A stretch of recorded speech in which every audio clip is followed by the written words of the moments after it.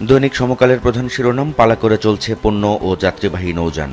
এটি জ্বালানি সংকটে নৌযান চলাচল পরিস্থিতি নিয়ে সমকালের প্রতিবেদনে এই খবরে বলা হচ্ছে, সারা দেশে অন্তত 40টি লঞ্চ চলাচল বন্ধ রয়েছে এবং পণ্য পরিবহন ব্যবস্থায় চাপ পড়েছে। দ্বিতীয় শিরোনামে সমকাল জানাচ্ছে, সমঝোতা হয়নি, আবার মুখোমুখি দুই দেশ।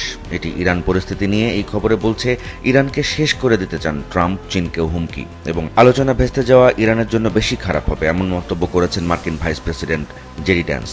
যাচাই বাছাই করে সংস্কার বিষয়ক অধ্যাদেশের সিদ্ধান্ত। এই প্রতিবেদনে সমকাল বলছে, গুম প্রতিরোধ, সুপ্রিম কোর্ট সচিবালয়, সুপ্রিম কোর্ট বিচারক নিয়োগ, মানবাধিকার কমিশন, পুলিশ কমিশন সহ অন্তর্বর্তী সরকারের আলোচিত যেসব অধ্যাদেশ অকার্যকর ও বাতিল করা হয়েছে সেগুলোর বিষয়ে সরকার অবস্থান জানিয়েছে।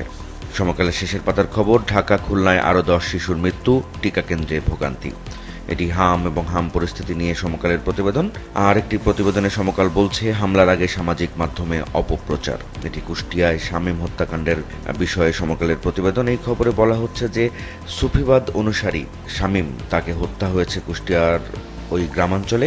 সেখানে হামলার আগে সামাজিক মাধ্যমে অপপ্রচার চালানো হয়। কিশোর গ্যাংয়ের সংঘর্ষে একজন নিহত। এটি রাজধানীর মোহাম্মদপুর পরিস্থিতি নিয়ে সমকালের প্রতিবেদন। এই খবরে সমকাল জানাচ্ছে, ঘটনাস্থল থেকে ধারালো অস্ত্রসহ 3 জনকে গ্রেপ্তার করা হয়েছে। দৈনিক প্রথম আলোর খবর, বিচার বিভাগ গুম সহ বাদ পড়া বিষয়ে নতুন বিল আনা হবে। এটি অন্তর্বর্তী সরকারের যেসব অধ্যাদেশ সংসদে উত্থাপিত হয়নি সে বিষয়ে সরকারের অবস্থান। আরেকটি খবরে প্রথম আলো জানাচ্ছে, ইরান ও যুক্তরাষ্ট্রের সমঝোতা হয়নি, আবার অনিশ্চয়তা। হাম ও হামের উপসর্গ নিয়ে 24 ঘন্টায় আরও 10 শিশুর মৃত্যু। এটি গেল পরশুদিন সকাল 8টা থেকে গতকাল সকাল 8টা পর্যন্ত হাম পরিস্থিতি নিয়ে স্বাস্থ্য অধিদপ্তরের প্রতিবেদন।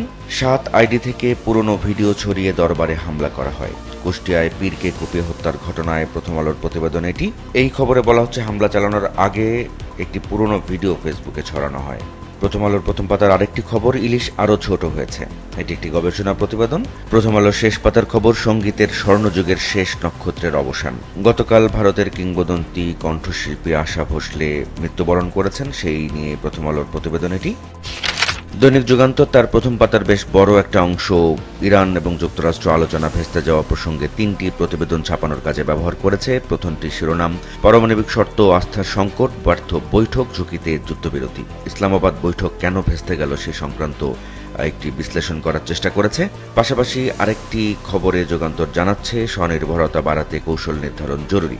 এটি ইরান পরিস্থিতি নিয়ে আলোচনা ভেস্তে যাওয়ার কারণে বাংলাদেশের যে জ্বালানি স্বনির্ভরতা বাড়ানো দরকার সে বিষয়ক প্রতিবেদন এটি। আর নিউ ইয়র্ক টাইমস একটি বিশ্লেষণ ছাপিয়েছে এই ট্রাম্পের খালি হাতে ফেরা নিয়ে, সেটি অনুবাদ করে ছাপিয়েছে যুগান্তর এক কলামের একটি প্রতিবেদনে। তার শিরোনাম দেওয়া হয়েছে, খালি হাতে ফিরলেন ডান্স, এখন কি করবেন ট্রাম্প। অন্তর্বর্তী সরকারের যেসব অধ্যাদেশ এই সরকারের আমলে সংসদে পাশ হয়নি সেটি নিয়ে সরকার অবস্থান জানিয়েছে গতকাল। সেই প্রতিবেদনটির শিরোনাম দেওয়া হয়েছে, যাচাই বাছাই শেষে 16 অধ্যাদেশ নিয়ে সিদ্ধান্ত। দৈনিক আজকের পত্রিকার প্রধান শিরোনাম, ভিটামিন এ বন্ধ 1 বছর।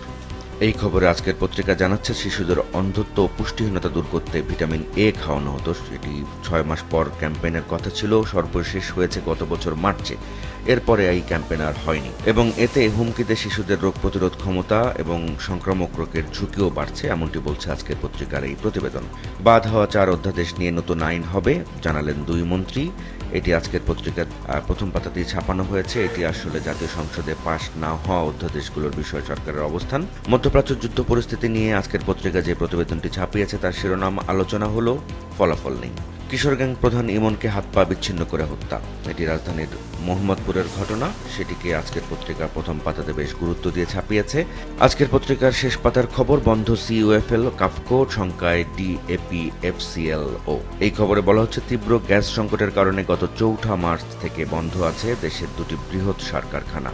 একটি চট্টগ্রাম ইউরিয়া ফার্টিলাইজার লিমিটেড, অন্যটি কর্ণফুলী ফার্টিলাইজার কোম্পানি লিমিটেড।